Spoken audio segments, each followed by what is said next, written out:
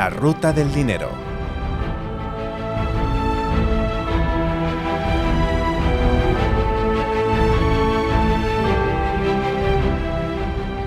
Estamos con Fernando Luque en La ruta del dinero. Fernando, bienvenido. Muchas gracias, Joaquín. Teníamos muchas ganas de hacer este episodio, llevamos tiempo pensándolo y anunciándolo y nos vamos a dedicar a hablar de China. Sí. Porque además he hecho los cálculos, esto va a ser difícil un poco de calcular, pero nos quedan 12 campanadas nuestras. El año chino empieza un poco más tarde que el nuestro, pero nos quedan exactamente 12 años para que se produzca ese gran sorpaso mundial que sea que la economía china adelante a la estadounidense. El señor Trump, y vamos a hablar mucho de los aranceles en este episodio, va a tratar de evitarlo, pero lo único que puede conseguir es dilatarlo. Pero yo creo que es algo que sabemos que va a ocurrir, que China se va a convertir en la primera economía mundial en los próximos lustros. Sí, a ver, yo creo que es una parada pues, casi obligada, ¿no? Y es verdad que es un poco lo que cuenta Ray Dalio de esas luchas entre las grandes potencias. Y es verdad que estamos viendo el declive de Estados Unidos y iba a decir el resurgir, porque bueno, China no es que sea un desconocido, ¿no? El resurgir del gran dragón asiático, pero yo creo que es una parada obligada porque sí, mencionas el hecho que efectivamente China es la segunda potencia a nivel mundial. Y yo recordaba, haciendo un poco, preparando este podcast, recordaba cuando Japón pues era la segunda potencia mundial, y no sé si recuerda cuánto pesaba Japón en los índices mundiales.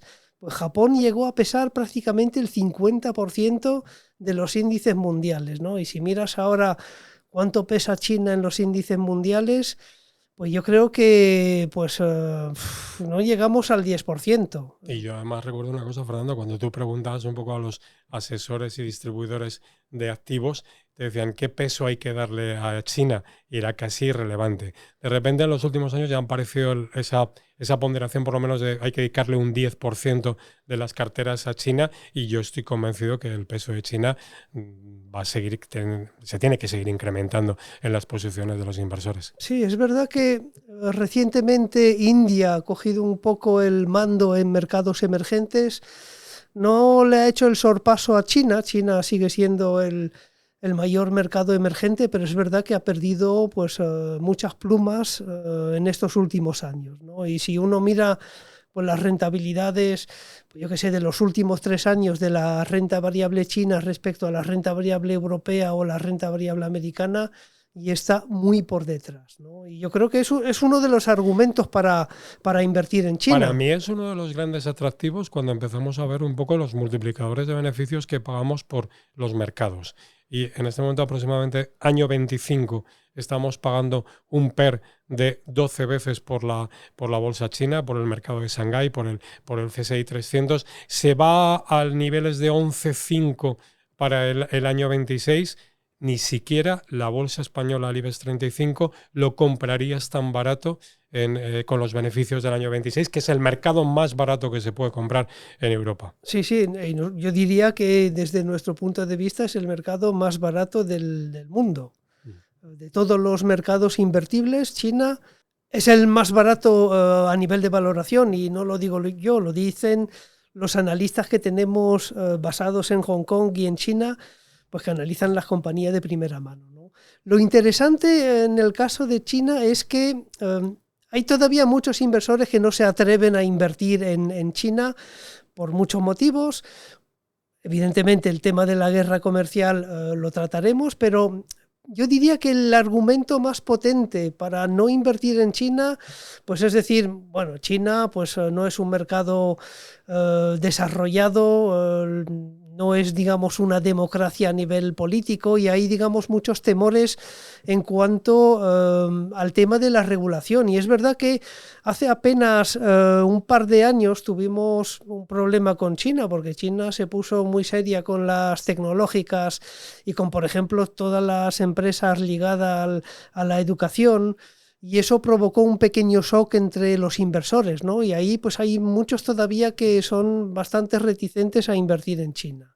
El argumento político es un argumento, digamos, potente. Es lo mismo que si uno me dice, no, yo pues no invierto en estas compañías pues porque no son sostenibles. Y ahí, evidentemente, pues es difícil contraargumentar ese motivo, ¿no? Ahora bien, yo diría que sí, hay un riesgo político, es verdad, no es el mismo sistema democrático que el que conocemos en Occidente, pero claro, si nos ponemos estrictamente en el plano de rentabilidad-riesgo, es un error evitar China. Yo creo que hay que mirarlo, Fernanda, claramente. Tiene un sistema financiero que tiene que mejorar muchísimo, tiene unas necesidades de financiación mundial que tiene que convencer a los inversores para que de verdad confíen en los bonos y en la deuda china, y desde luego su sistema entre comunista y capitalista, que no sabríamos definir en este momento qué es lo que quieren ser, pues genera grandes incertidumbres. Pero tú tocabas la parte que yo creo que en este momento más nos atemoriza, que son los aranceles.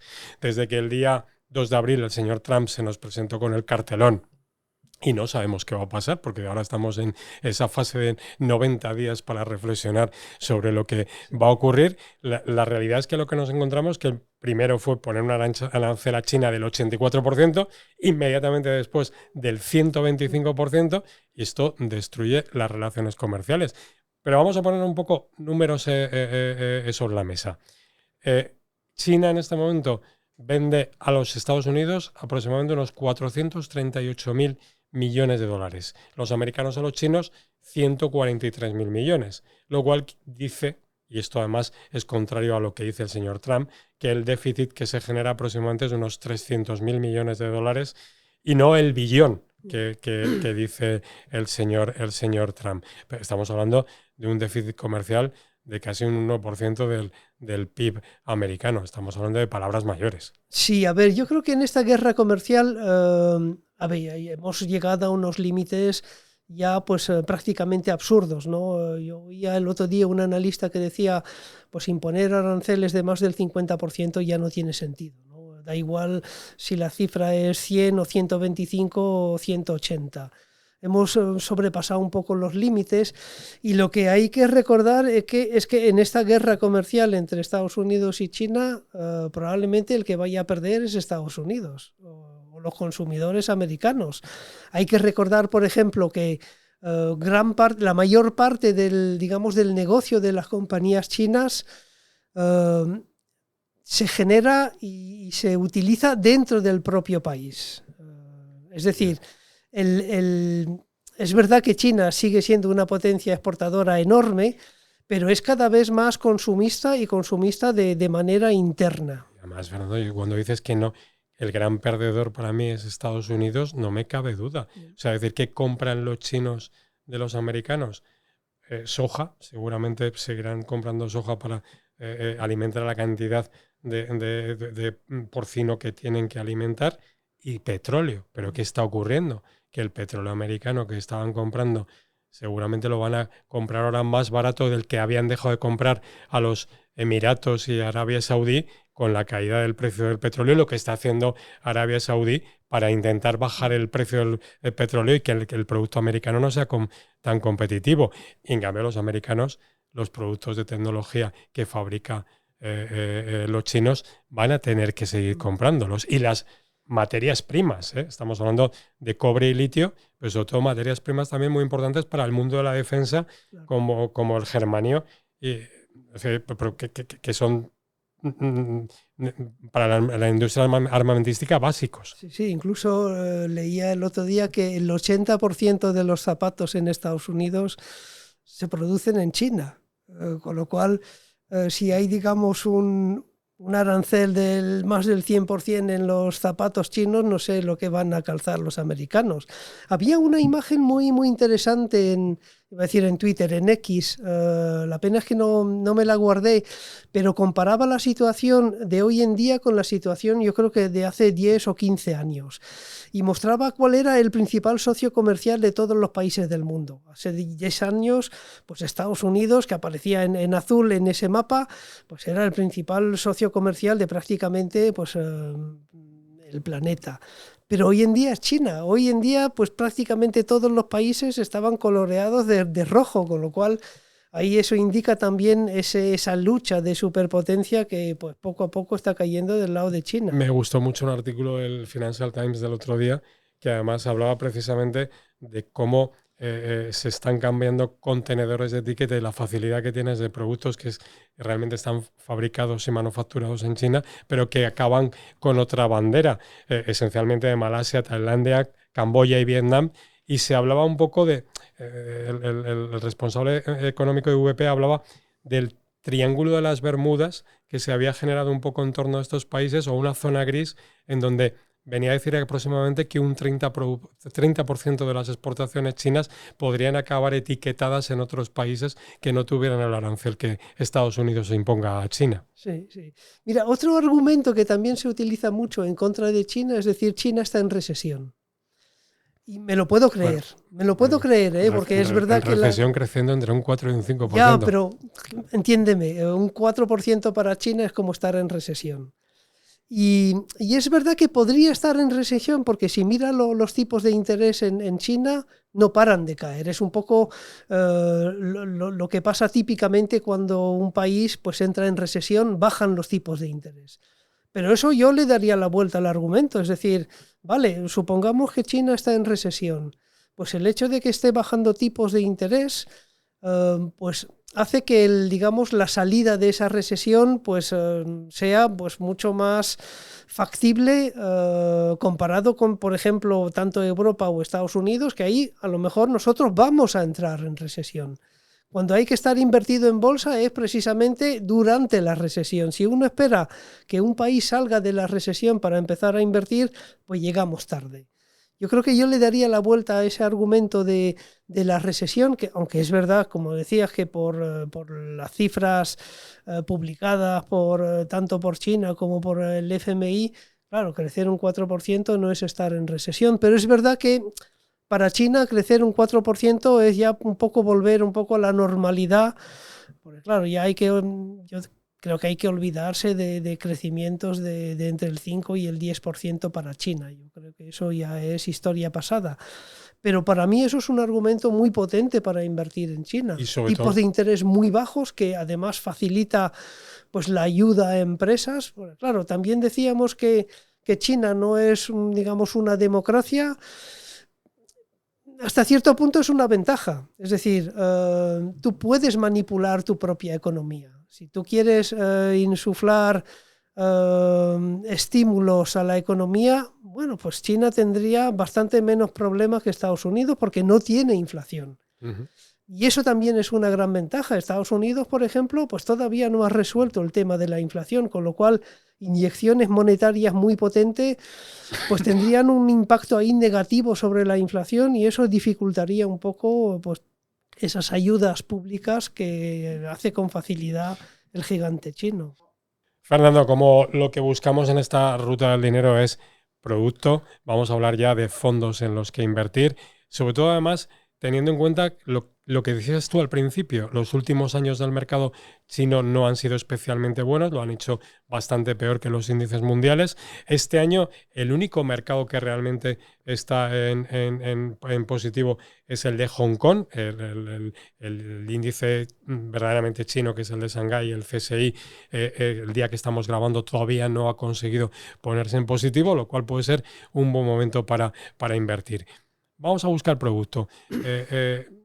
Si lo hacemos con un fondo de consumo chino, yo creo que todos tenemos en la cabeza el fondo que nos vas a comentar. Para mí hay dos grandes sectores en China. El primero es no voy a decir el de consumo, el de tecnología, pero evidentemente el de consumo es muy importante, ¿no? Además, pues es un poco el objetivo del gobierno chino, fomentar el consumo interno, y ahí tenemos el archiconocido Fidelity China Consumer Fund. Es un fondo... es verdad que si uno mira las principales posiciones del fondo, va a decir, hombre, es que esto no es un fondo de consumo. Tienes ahí Alibaba, Tencent, PDD, ahí como las tres principales posiciones del fondo, que son compañías que uno podría decir que son compañías tecnológicas. Pero eso pasa lo mismo en Estados Unidos, ¿no? Amazon no es una compañía tecnológica, aunque reposa sobre una gran base de tecnología.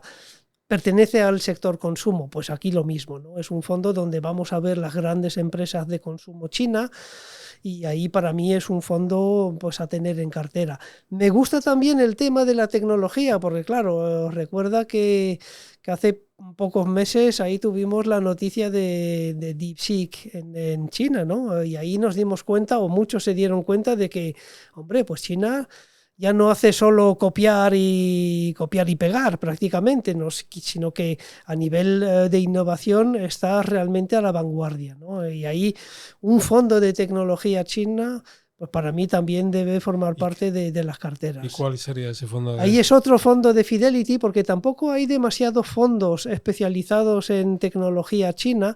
Ahí es el Fidelity China Innovation.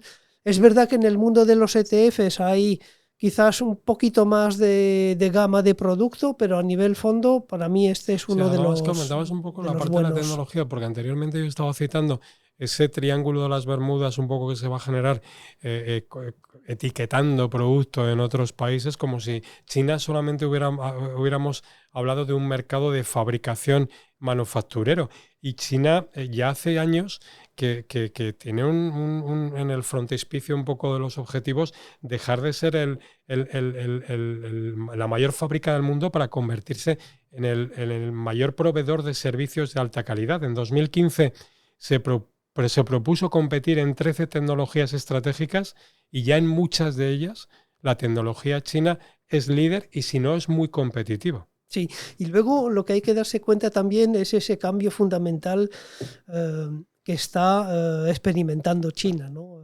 Pues China se conocía hace algunos años como básicamente pues un gran constructor de viviendas, y es verdad que pues ahí, digamos, el pinchazo de la burbuja inmobiliaria en China pues ha hecho mucho daño, ¿no?, a las bolsas, pero ya no se dan crédito al inmobiliario en China, ya es, digamos, el periodo pasado, y mucha gente todavía piensa que, pues sí, en China pues todavía se fomenta el inmobiliario. No hay crédito para más vivienda, hay créditos para empresas tecnológicas, para empresas de placas solares, para empresas de automóviles, que ahí también y de qué manera están compitiendo con la industria europea y americana. De ahí los aranceles, ¿no?, a los automóviles, que es básicamente un poco frenar la entrada de vehículos chinos tanto en Europa como en Estados Unidos, porque es verdad que ahí, si comparamos lo que es calidad-precio de los vehículos chinos con los vehículos americanos o europeos, no hay una gran diferencia digamos, en la calidad, pero sí en el precio. Y eso, hay una anécdota muy curiosa del presidente de Ford, que fue a visitar unas fábricas de coches en China y luego volvió a Estados Unidos y dijo que era una maravilla, que había que vigilar muy de cerca a las empresas chinas. De hecho, incluso yo creo que se compró un coche chino para probarlo y fue muy criticado el presidente de Ford por un poco pues ahí pues hacer publicidad de los vehículos chinos, ¿no? Pero es la realidad, compiten en tecnología, compiten en servicios añadidos de una forma increíble, y de ahí los aranceles, iba a decir no solo americanos, sino también europeos. Todavía se ven muy pocos coches chinos aquí en España, pero por un motivo, porque no les dejamos entrar o no les dejamos competir en Europa. Pero a nivel de calidad-precio... pero se ven.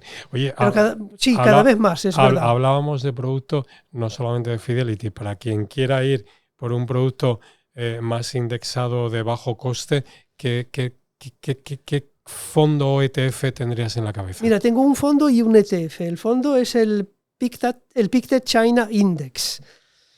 No hay muchos fondos indexados a China. Este es uno de ellos. Me gusta. Es verdad que si lo comparamos con un ETF, que, por ejemplo, el iShares MSCI China, ahí la diferencia de coste es importante, ¿no? El fondo de Pictet cobra en torno a un 0,98% frente a un 0,28% para el ETF. Digo el ETF porque si uno tiene pensado mantener pues una parte de su cartera en China a medio y largo plazo, pues ahí, claro, la diferencia de coste pues juega a favor del ETF. Pero son dos buenos productos, tanto el de Pictet como el de iShares, para una exposición sin complicarse la vida. Es decir, ahí pues estoy invertido pues en todo el mercado chino, referenciado al MSCI China, tanto en el caso de Pictet como en el caso de iShares, con lo cual es un producto, o son productos realmente para mantener, yo diría, a largo plazo en las carteras. Fernando, hace unos años los inversores sí que empezábamos a mirar y a contemplar la deuda china. Ofrecía más rentabilidad que lo que generaban la deuda americana y la europea, pero claro, con la subida de tipos, ahora estamos en una fase de baja de tipos, pero con la subida de tipos que se ha producido tanto en Estados Unidos como en Europa, el mercado chino de renta fija ha desaparecido. ¿Desaconsejas o piensas en alguna oportunidad en deuda en yuanes? No, yo diría que no tiene sentido a estos niveles invertir en algún fondo de renta fija china, que lo hay. Lo que pasa es que hay que darse cuenta de que la bajada de tipos viene pues ya de hace meses y meses. Es lo que comentaba un poco de la recesión. En las primeras fases de la recesión los tipos de intereses bajan mucho, pero llega un momento en que incluso dentro de ese periodo de recesión hay que pensar más en renta variable que en renta fija.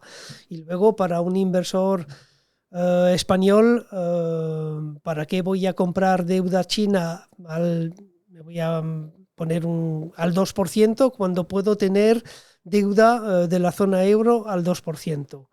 Hay un riesgo divisa, no voy a decir importante, porque es verdad que últimamente las divisas asiáticas se están moviendo mucho, e incluso podríamos ver una apreciación del yuan, ¿por qué no? Pero y luego teniendo también la deuda americana muy por encima de la deuda europea. Yo, un poco volviendo a lo que comentamos en los últimos podcasts, yo me centraría más en renta fija americana con la divisa cubierta más que renta fija china. Yo creo que en China hay que poner la mirada en renta variable y no tanto en renta fija. Es verdad que ellos no tienen el problema de la inflación, están de hecho prácticamente en deflación. Es verdad que eso puede seguir atrayendo los tipos hacia abajo, pero yo creo que llegamos tarde para la renta fija y hay que pensar más en renta variable cuando miramos a China. No sé si cerramos ya con este repaso, metemos algún fondo más que recomendaríamos, Fernando. Sí, otro fondo que es muy particular, porque claro, cuando hablamos de renta variable china hay distintas clases de acciones.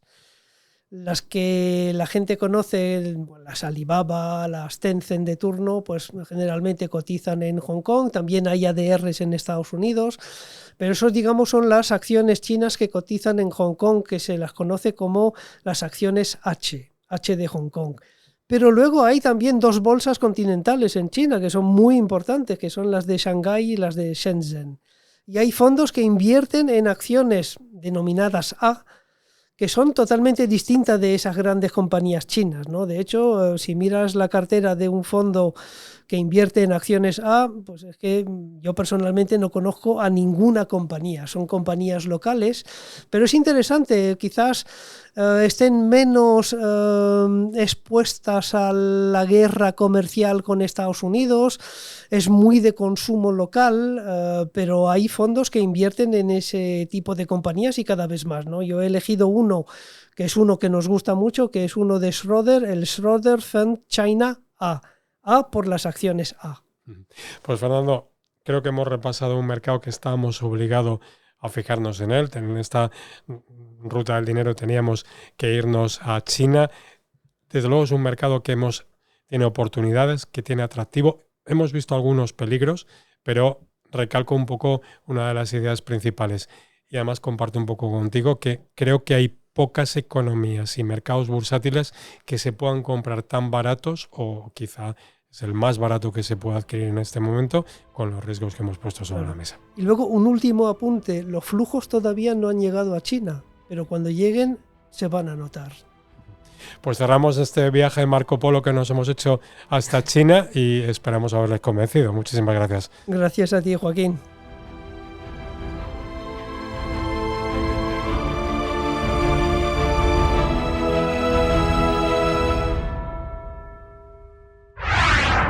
El Economista Podcast.